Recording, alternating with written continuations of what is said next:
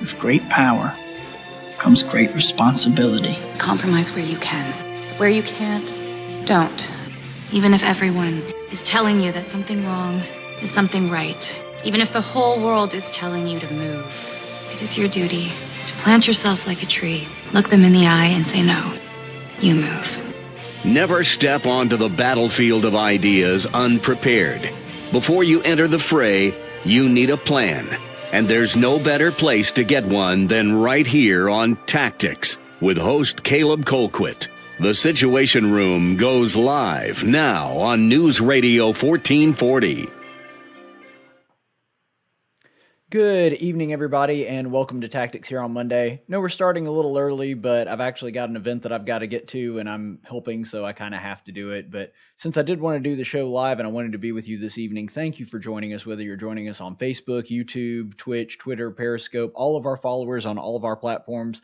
We appreciate you making us a part of your very busy day, and we appreciate you joining us because right here on Tactics, as you know, speech isn't violence. Tolerance isn't love, and disagreement isn't hate. So thank you so much for coming to the program, and as always, we try to bring you the absolute best, most up-to-date news anywhere that you can find in the state of Alabama. And if you know anything about the state of Alabama, you know that an event did happen this weekend that actually is a pretty big deal in the state of Alabama.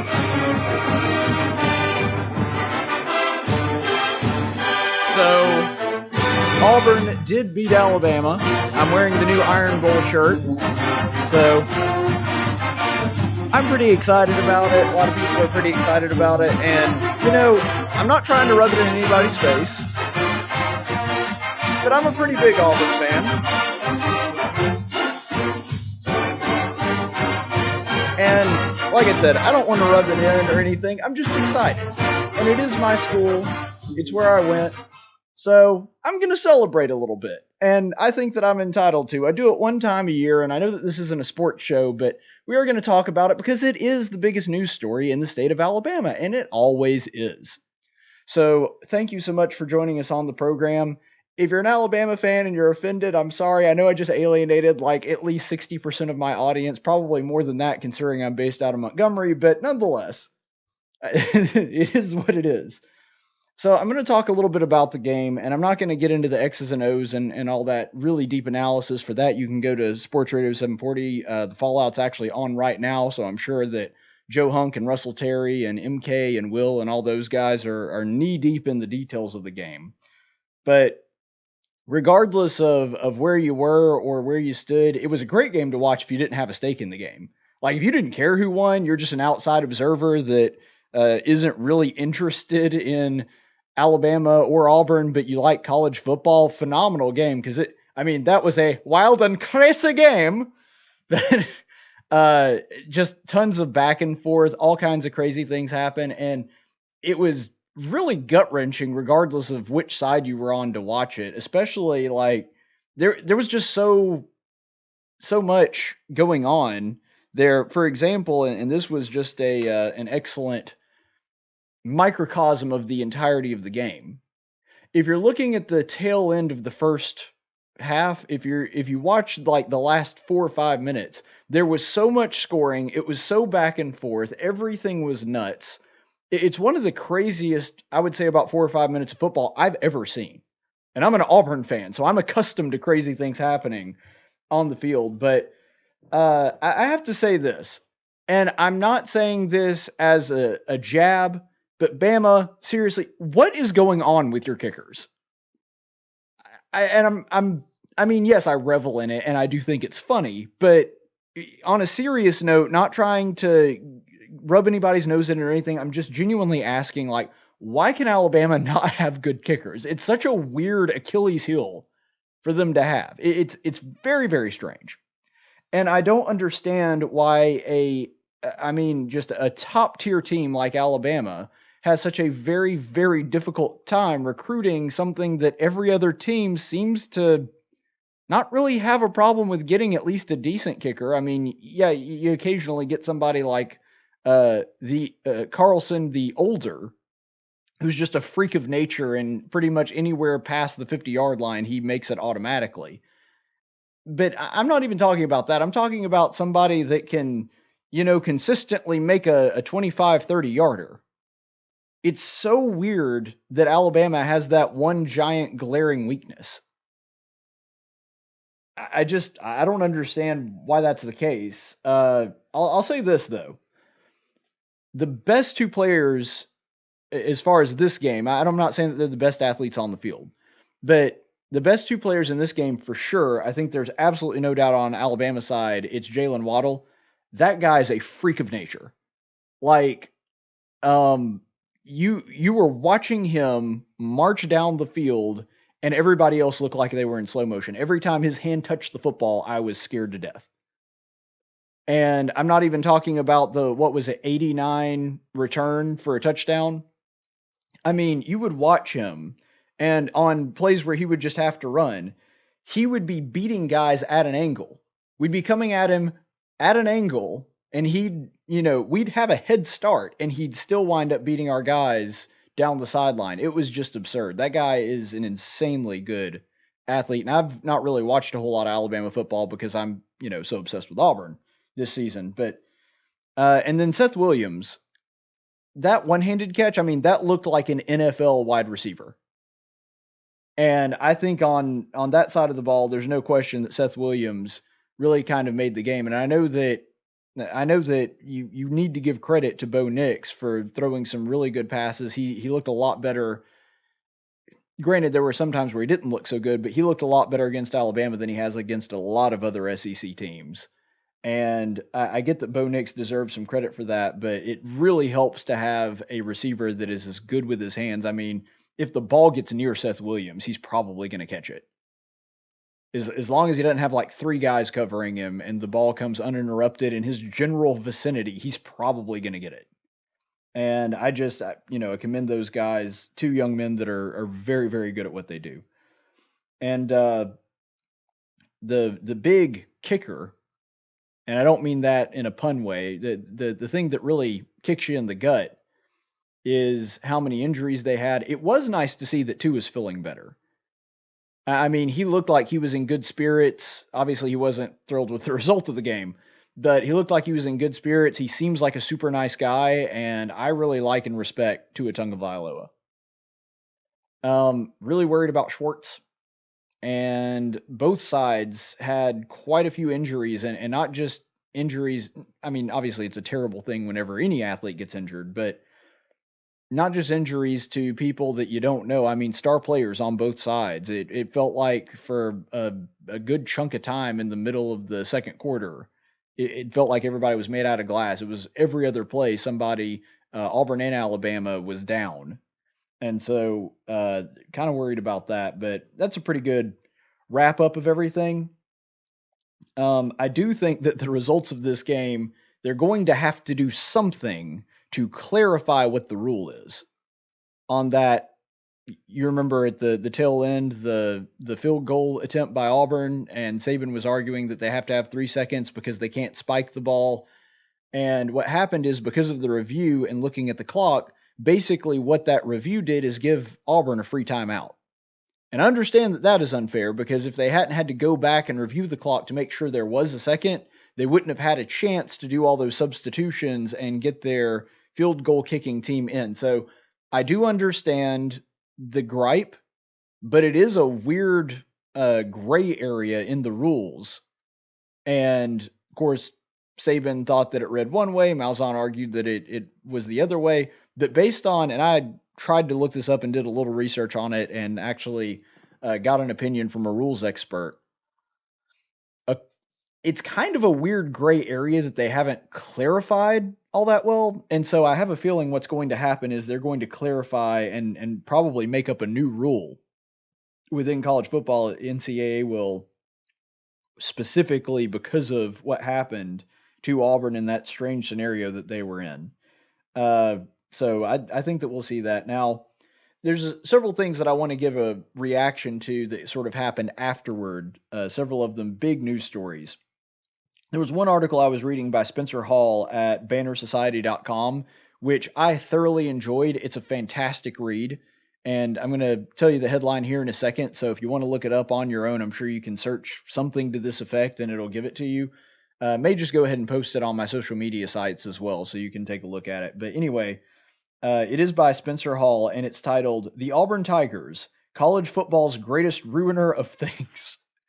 And I'm not going to go into all the details or go through all the different scenarios, because this is a very long article, but it's just a long record, and it doesn't even go into everything. It's a long record of how Auburn has such a weird habit of ruining things that they happen to be involved with. And by the way, and he makes this case in the article, it's not as though Auburn is some kind of evil mad genius that is only able to ruin things that other people do, and it's organized and it's planned out. He's saying, no, they ruin things for other teams, and they also ruin things for themselves an awful lot as well.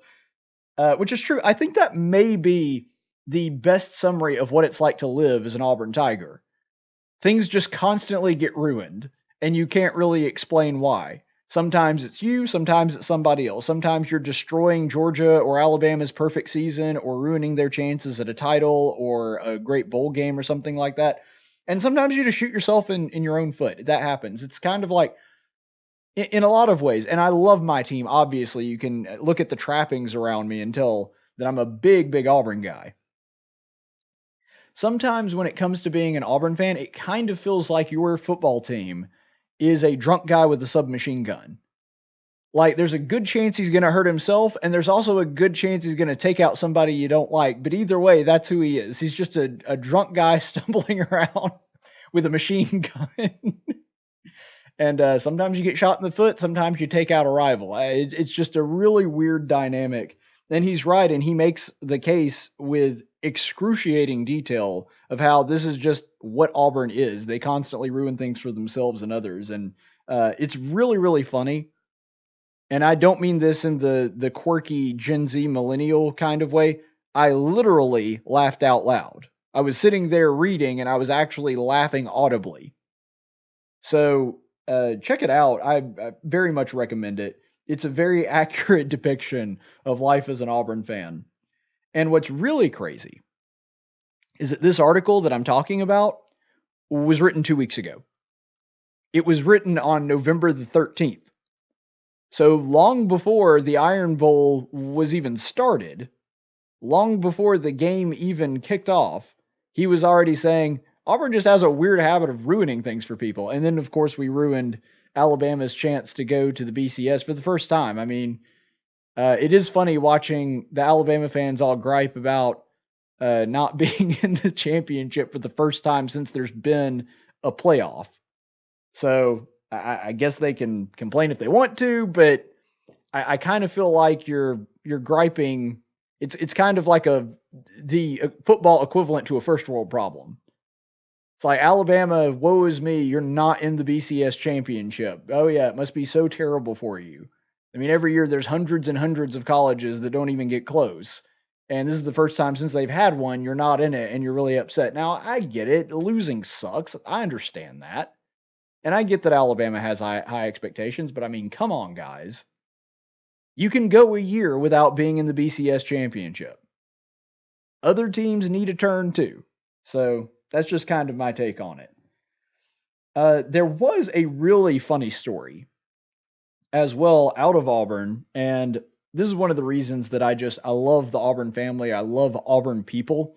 It's because we do goofy, quirky stuff like this all the time, and it really is the Auburn family. So this is a tweet that was put out by one of the dean of students, so he actually has the power to back this up. His name is Joe Astrup, and he is the dean of the College of Liberal Arts, which, by the way, my diploma is not from the College of Liberal Arts. I was an ag major, but I was an ag communication major, so I actually do know of him, and I know a lot of the people in that department, so this does not surprise me at all from the College of Liberal Arts at Auburn. So this is the tweet he put out right after the Iron Bowl. It is undeniable that when every second counts, Auburn men and women make great things happen. Under Coach Malzahn's leadership, student athletes have twice proven the difference that 1 second can make. In the spirit of continued success, I hereby authorize professors and instructors to add 1 second to their allotted times. for next week's final exam. All right, so there you have it. Your Auburn students are getting an extra second on their finals, and I know that they are appreciative of it because every second can count. I don't know.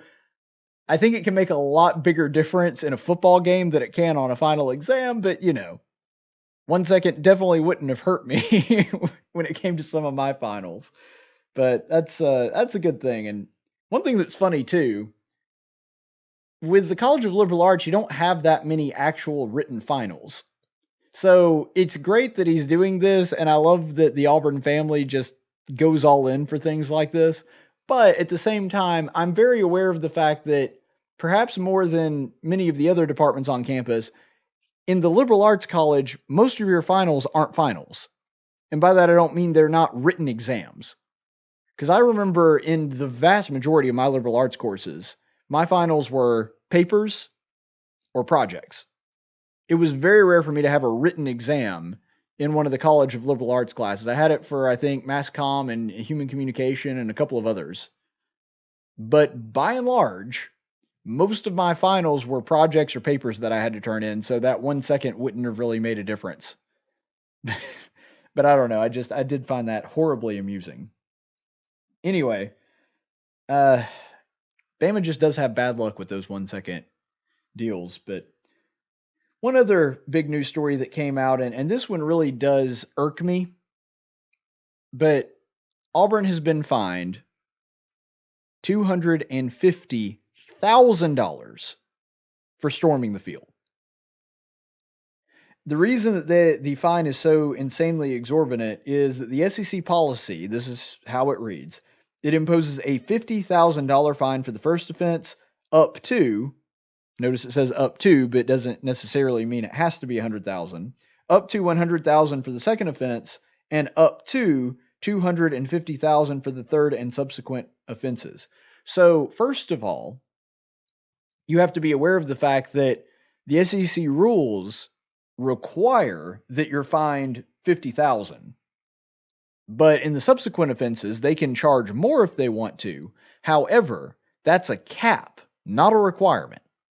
The SEC could have fined just $50,000. I don't know why that level of discretion is left in there up to the SEC, but they announced that they are going to fine Auburn the full penalty as much as humanly possible. And yes, the money does go to a good cause. It goes to the postgraduate scholarship fund for SEC athletes. I get that it helps out students. That's a good thing. I'm glad that they're getting the money. But I don't like the fact that they're fining Auburn to do it. And there's a couple reasons why I'm going to do that. First of all, I understand the purpose of the rule. There's several reasons why you do not want, as a organization, you do not want your fans storming the field. As a college, you could take it or leave it maybe. But there's a couple reasons why that's a bad idea. First of all, when you storm the field, the players, the coaches, the refs, they're all still on the field. And for the same reason you wouldn't want a single fan jumping on the field in the middle of the game, you also wouldn't want them storming the field after the game, because there could be somebody mixed in there that wants to, like, let's say there was a crazy Alabama fan that would do crazy things and break the law. Let's call him Harvey Updike. I'm just throwing out a random name just out of the top of my head. Let's call him Harvey Updike. Let's say that there were a crazy Bama fan that were willing to break the law because of his fanship, and he wanted to just, I don't know, go stab Bo Nix or something like that with his pocket knife. Like, that's the reason that they avoid that. I'm not saying that that's something that would happen a lot, or that it should, obviously. I'm just saying that there are real legitimate reasons for that. The same could be said of the referees. Like, let's say that your team won, but it was very close and you feel like the referees stiffed you, and somebody could go down and hurt the refs, hurt one of the coaches. There's a very good reason for the rule, and I understand it. But there's a difference in the rule and the penalty, and this is really where I draw the line here. And first of all, I kind of want to hear some other opinions on this. Feel free to comment in the comment section, whether you're on Facebook or YouTube. Is this a good rule or not? Do you think that this is a good rule, and do you think that it could maybe be imposed differently or punished differently? If you have any ideas, feel free to comment in the comment section. But here's my problem with it. It's an understandable rule. It just has a really, really dumb enforcement policy. And the reason that I say that is people that are committing the offense are not penalized for it. Because, yes, understandably, you would want the people that are in the stands to not actually go down on the field for several reasons that I just listed, but they're also not the ones that incur a fine for it. You're fining the university, not the people that stormed the field. And that's why it's a problem. I mean, it would be almost like, it's not quite this bad, but this was the best metaphor that I could come up with. It would be like pulling over somebody in a red Mustang, because red Mustangs, you saw another red Mustang speeding earlier. Like, it doesn't make any sense. You're penalizing, or actually, this is a much better analogy. I just came up with this off the top of my head. Start fining the person in the passenger seat and in the back seat for what the driver did. Like, it doesn't make any sense. The person that actually broke the rule is not the one being punished for breaking the rule. And that's why I think the fining system is really dumb. I think the rule should stand, but they have to find a better way to enforce it. And that would just kind of be where I come across on that. And you have to remember that the reason that Auburn has incurred this fine is because they've incurred it before, once with 2013, once with 2017 in the Iron Bowl when they beat Bama at home then. 2013 makes perfect sense. I would have stormed the field had I been there in 2013, and totally worth it. I don't think that anybody questions that. That's one of the most amazing plays in college football history, and especially when you consider the ramifications and Auburn just taking them down like that and winding up going to the national championship. There's a good reason that Auburn fans had to storm the field. And nothing, as you know, as Rod Bramlett pointed out, the now late great Rod Bramlett, as Rod pointed out, like, you weren't going to keep him off the field tonight. That's not going to happen. And so I get it then. 2017, still a very big deal that we took down Bama. This year, Alabama already has one loss, and even if they had beaten us, they still probably wouldn't have wound up in the BCS playoff system. So I'm kind of confused as to why the Auburn faithful chose to storm the field this year. And I'm confused by that, and also kind of trying to figure out, like, is this just our thing? Like, are we going to storm the field every single time we beat Alabama now? Because I'm not in favor of that. Like, storming the field is only special if you do it on very rare occasions. And so I think that really the whole storming the field thing, this was not the right time to do it. However, this is the counter argument to that. It is our field. And the fact that the SEC can tell us that you're not allowed to storm your own field and we're going to fine you for storming your own field, that to me is a problem. Now, I do think that the university should try to figure out a way to penalize the people and the students and the faculty and the alumni that do storm the field. I'm just saying I don't know how to do that. So somebody, please, by all means, if you have a more creative solution, fire off in the comments below. But it's just a really odd policy because you're not actually punishing. It's not a deterrent to the people that are making the decision to defy the rule. And that's why the rule is a bad idea. If you had something similar going on in the legal system, I would say exactly the same thing. You can't make a penalty something that does not affect the person committing the offense. Because then it's not a deterrent for them. They're just doing something that might tangentially hurt them kind of in a roundabout way. But do you think any of those fans, alumni, students, do you think that they're going to lose any sleep over and suffer over that fine being incurred? No. It doesn't hurt them. It doesn't hurt their family. It doesn't hurt their pocketbook. So, yeah, I'm sorry That's a really, really dumb policy, especially when you consider that it's our field.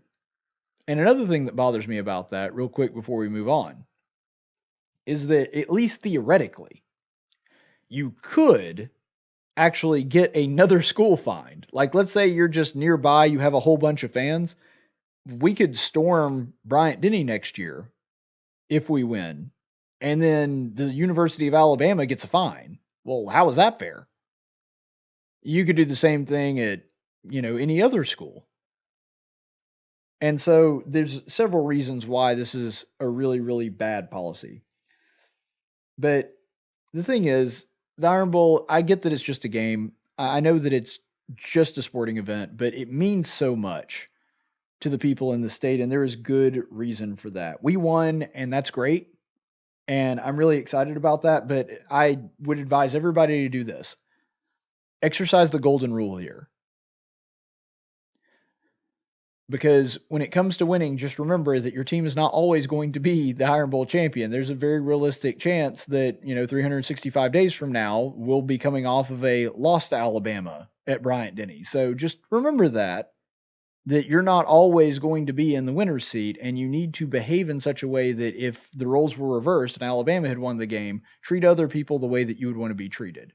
It's okay to have fun with it. I certainly am. Just remember that when you're talking to other fans of other teams when you've beaten them, to act the way that you would want them to treat you when you lost to them. Because eventually you're going to be in that position.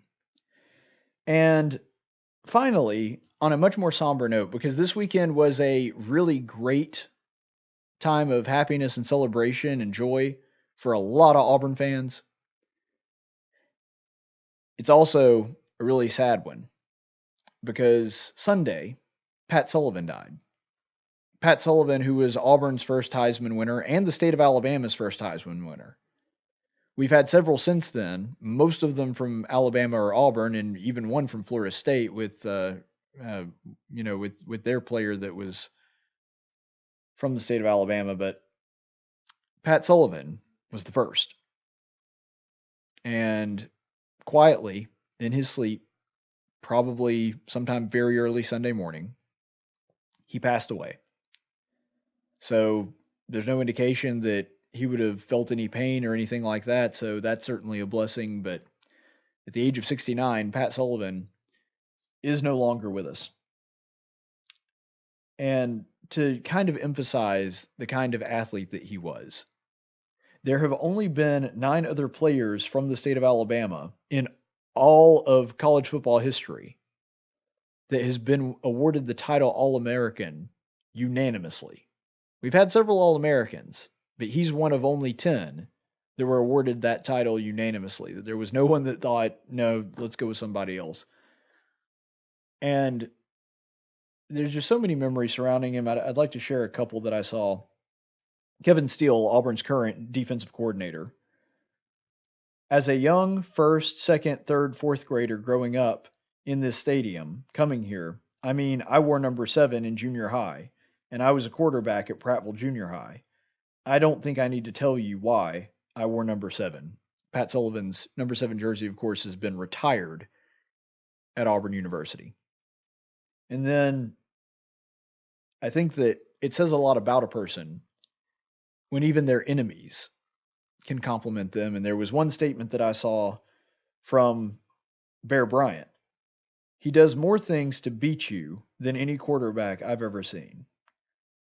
I think of that as quite a compliment from Bear Bryant, because when even somebody that is opposed to you has to admit that you're a very skilled and worthy adversary, especially somebody of Bear Bryant's caliber, that is a great testament to your athletic ability and, in this case, Pat Sullivan's tenacity. So, as much as he will be missed by the Auburn family, I know that his legacy is going to continue to live on. My generation doesn't remember seeing Bo Jackson play. I don't remember seeing Bo Jackson play because by the time that I was aware enough of who Bo Jackson even was, his career had already ended in the NFL and the MLB. So, of course, we don't even come close to remembering Pat Sullivan. But the influence that he had over our university is still being felt to this day. Some of the things that he set up and put into motion with his talent, his leadership, those things are still being felt at Auburn University today. There was an air of excellence, and one of the things that Pat Sullivan really did is Auburn, because they look at football as something to, strive to be good at, they've always taken it seriously. But one of the things that Pat Sullivan really did for the community and for the environment surrounding Auburn athletics was gigantic, because it was one of the first times that Auburn really felt like it was really important on the national stage. I'm not saying it was him alone, but I'm saying he was a big contributing factor to people thinking of Auburn as a important national force when it came to college football. And there are an awful lot of states that have a top tier, big conference state school, and then maybe one other one that kind of competes with them, but not really. I mean, you've got Georgia and Georgia Tech, for example. You've got Tennessee and Vanderbilt. You've got Kentucky and Louisville. There's a lot of states that have that big state school, and then they're kind of lesser school as far as athletics go. I'm not trying to speak anything to their academic prowess. That's a common thing. And it would not have been something that would be unusual for Auburn to be that in the state of Alabama. But the fact that Alabama has two top-tier, nationally recognized titans of a team, both in the SEC, and that they're both such a big deal, and that their matchups are pretty even, is, at least in part, a testament to the work that people like Pat Sullivan put into that university. And we thank him for his contributions, even if we don't remember him playing. We didn't grow up talking about Pat Sullivan or watching Pat Sullivan because he was before our time, but your contributions are still very much appreciated. We'll go to a break and we'll come back in just a minute.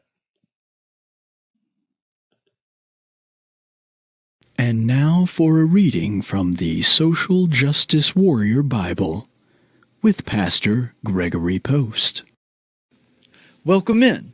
I'm Gregory Post, head pastor at the Eternal Living Word Trans-Denominational Community Church and Coffee House in Novato, California. And now it's time once again for another reading of the SJW Bible. Today's story is going to be about how Naaman was cured of his leprosy in 2 Kings, chapter 5, verses 8 through 14. And it says, "It happened when Elisha, the man and or woman of God, depending on how he identified at the time, heard that the king of Israel had torn his clothes, and he sent word to the king, saying, 'Why have you torn your clothes? Now let him come to me, and he shall know that there is a prophet in Israel.' So Naaman came with his horse and his chariots, which were sustainably raised and emitted no greenhouse gases, and stood at the doorway of the house of Elisha. Elisha sent a messenger to him, saying, 'Go and wash in the Jordan 7 times, and your flesh will be restored to you, and you will be clean.' Not that I'm implying that you were dirty just because you were a leper. That would be leper shaming." But Naaman was furious and went away, saying, "Behold, I thought, he will surely come out to me and stand and call on the name of the Lord his God, and wave his hand all over the place and cure the leper. Are not Abana and Paphra and the rivers of Damascus better than all the waters of Israel? Could I not wash in them and be clean?"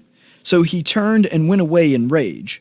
Then his servants came near and spoke to him, saying, "Wow, that Elisha guy is such a xenophobic jerk. Where does he get off implying that the rivers in Israel are better than the rivers in our country? That nationalist jerk probably believes in Israeli exceptionalism too." So then God spoke to Naaman directly and said, "Naaman, I am so sorry for being intolerant and not accommodating enough. I should never have asked you to have to go and do something to be cured. You believe in me, and since purification comes from faith only, I'll just go ahead and heal you right here and now. And from that hour forward, his flesh was cured, and they all went out to try some local craft beer. Wow, so inspirational. Thank you for listening to this reading of the SJW Bible. And remember, the only truth that matters is your truth.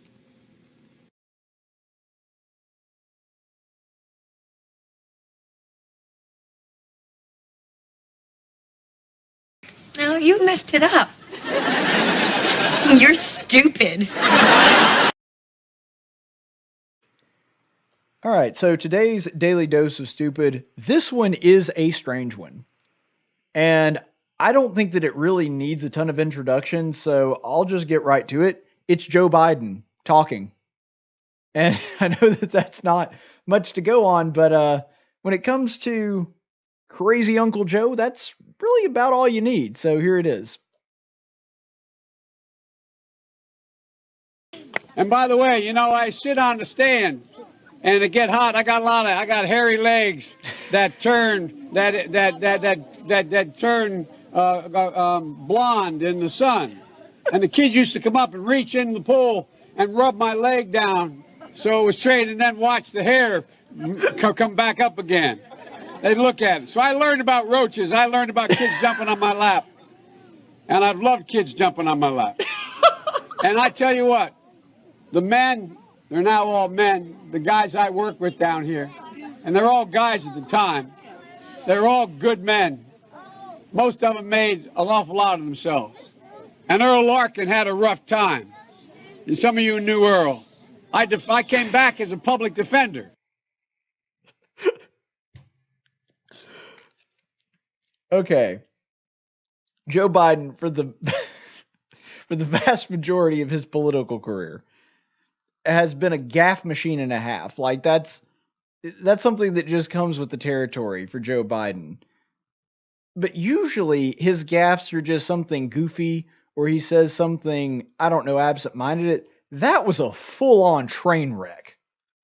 Like, that's not just like telling, hey, everybody to stand and telling the guy in the wheelchair to stand. Like, I mean, granted, that's bad. But that's at least a mistake that you could kind of get, oh, well, he just wasn't thinking or something like that. Like, I have no idea where the crap that came from. That was so far out of left field. There was nothing in that snippet that could even be mistaken accidentally as a coherent thought.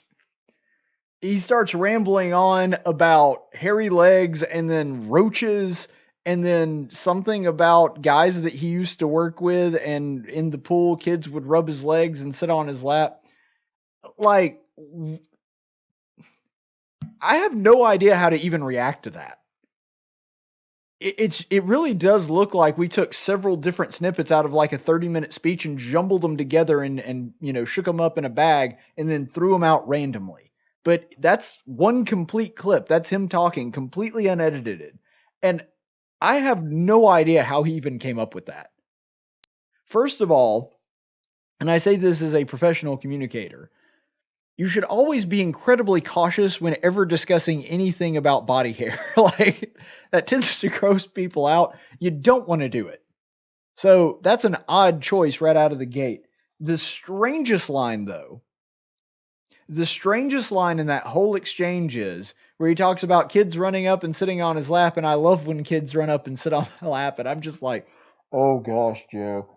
I've never bought into the idea that Joe Biden is a pedophile. I don't think that that's the case. I just think that he's super, super creepy, especially with kids. Because he's also super creepy with women, like adult women, but he does sort of similar creepy things with little kids. And I don't really understand why. That may be like a psychological thing because he lost his son at a young age, or I don't know. But the point is, the dude is creepy around kids. If you already have a reputation of being creepy around kids, you certainly don't talk about how much you love it when kids run up and sit in your lap. Like, I get that it was probably completely innocent, but oh my gosh, it looks horrible. Like, the optics on that are garbage. The fact that Joe Biden just goes stumbling through that whole exchange. This is why a lot of Democrats are understandably incredibly worried about Joe Biden being their candidate. Because of stuff like that you just watch it and first of all, you can't look away and you're like, what on earth is going on? Like, what it really does remind you of, and I'm not trying to make light of this. I mean, obviously that, event was pretty funny. But what it does remind you of is if you've ever had a relative that they're getting on up there in years, every once in a while, they'll just start rambling for a few minutes and you have no idea where that thought came from. Or, I mean, granted, sometimes your younger relatives can do this too, but especially older relatives, they're getting at least just a touch senile. That's kind of what that looks like. And I mean, Joe Biden is not exactly a spring chicken. And so I think that there are a lot of people, frankly, on the right and left that are both understandably worried about Joe Biden's health mentally looking like that. Now, out of the field, he's still the most viable candidate. He's still the one that's doing the best against Trump. He is still, polling-wise, the front runner. But you look at stuff like that and you have to ask, is that going to affect the election? Because I think that it's got to at some point. Because once things like this stack up, and he's already had a few events kind of similar to this, then it becomes abundantly clear that the guy's basically just, being wheeled up to the stage, dropped off there, allowed to ramble for about 10 minutes, and they wheel him back off the stage and then go to something else because they're afraid he's going to say something else insane and completely incoherent. That is going to really start affecting the way that people make their choices, both in the primary and in the general. Now, as I understand it, Trump's roughly the same age, but he doesn't look the same age. And I think Trump's age does work against him from time to time. But for whatever, Trump's flaws and very many valid criticisms, to my knowledge, he's never had anything that looks like that. I mean, that was sheer unadulterated nonsense for about 60 seconds, and I have no idea where he was going, where it came from, or where it was leading to. Because he goes into something completely different afterward, and he was talking about something completely different before. It's such a weird, it's almost like, you go throughout your normal day, like an episode of The Twilight Zone, and then like something just completely out of place, like a dude with a dog for a head walks by, and you're just like, what just happened here? It was a really strange moment, and I think that Democrats are justifiably wondering, is this guy competent enough to run a national campaign and, maybe even eventually be the president? Here's the thing that it might actually help Democrats. If President Obama decided he wanted to endorse somebody like Bernie Sanders or, I would think that he would endorse Sanders if he was going to endorse anybody. But if he wanted to endorse Sanders or Buttigieg or somebody like that in the primary, that's his out. All President Obama has to say is, well, look, Joe Biden is a patriot and he's a, national treasure. We love him, but he's getting kind of old and we can't have him in that kind of position anymore. So I'm going to endorse someone else. Now, the problem with that is if you endorse Bernie Sanders is just as insane and senile as Joe Biden. So that excuse wouldn't really work if President Obama wants to endorse him. He still seems like he's a little bit more lucid than Joe Biden, but that excuse kind of doesn't work as well if you're talking about endorsing Bernie Sanders, but most of the other people in the field, yeah. Because Elizabeth Warren is roughly the same age as well, but she doesn't seem nearly as old. She doesn't look nearly as old. And so that excuse is going to placate a lot of the people that were expecting President Obama to endorse Joe Biden. So maybe that works out. That may be the only advantage to that, is that Joe Biden can endorse somebody other than President Obama can endorse somebody other than Joe Biden, and then other Democrats can feel good about that we're big fans of Obama going with that new candidate because of that. That may be the only thing that helps Democrats down the road, but that's the only positive I can see coming out of this, because when your candidate is basically and I'm not trying to be morbid here or say that I want Joe Biden to die or anything like that, because obviously I don't. I care about him as a fellow human being and a child and a creation of God.